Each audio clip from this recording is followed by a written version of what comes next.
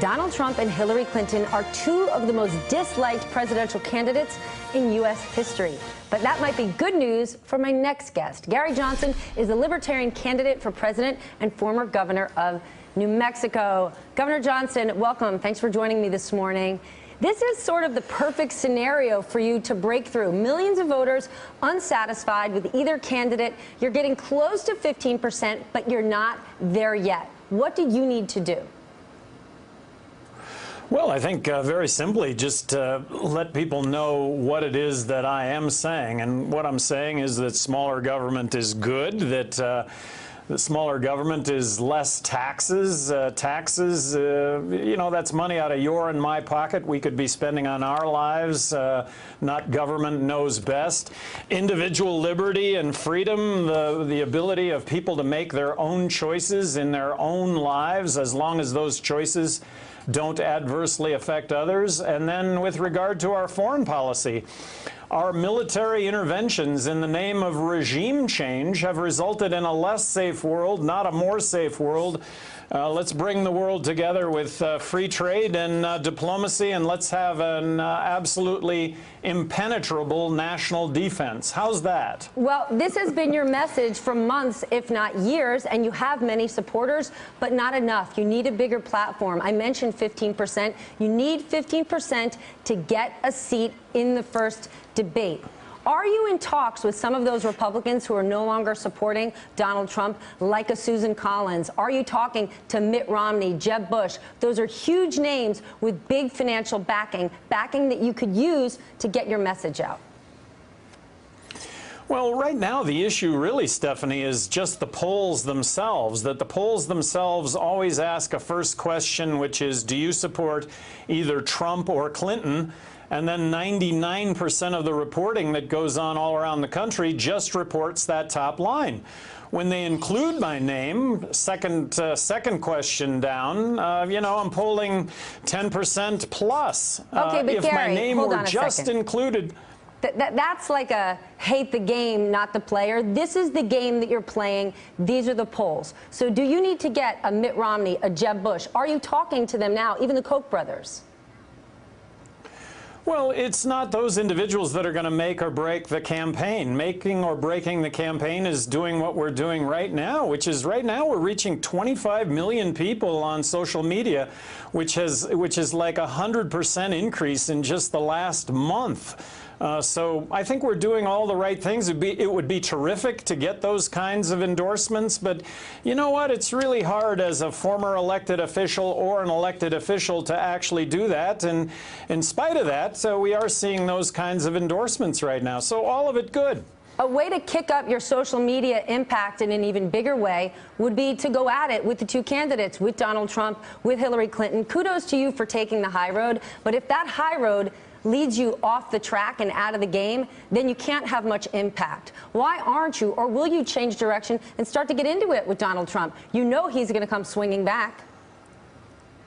Well, we're not going to throw rocks, and by we, myself and Bill Weld, former governor of Massachusetts, both of us Republican governors, re-elected in heavily Democrat states. Both of us made a name for ourselves by not throwing rocks at the opponents. There are plenty of other people to do that, Stephanie.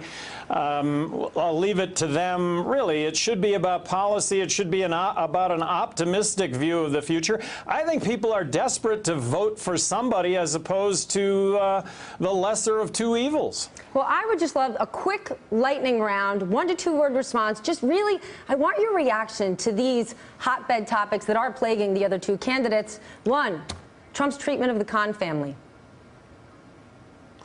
Horrible. All right. How about his remarks about Hillary Clinton and the Second Amendment? Horrible. Okay. Hillary Clinton's emails. Bad judgment. All right. How about the story out today alleging that Hillary Clinton engaged in pay-to-play involving the Clinton Foundation? I'm afraid it's true. Appears to be true. Is Hillary the founder of ISIS? Obama the founder of ISIS? Unintentionally. Unintentionally. So you would agree it's a policy issue. It's their policies that led to the rise of ISIS. Is that what you're saying? Yes, and it wasn't intentional, but you can't make it up. When they go in and they support the opposition in Libya and Syria, and the opposition is aligned with ISIS, and we arm the opposition, and they lose those arms to ISIS unintentionally. All right, back to basics.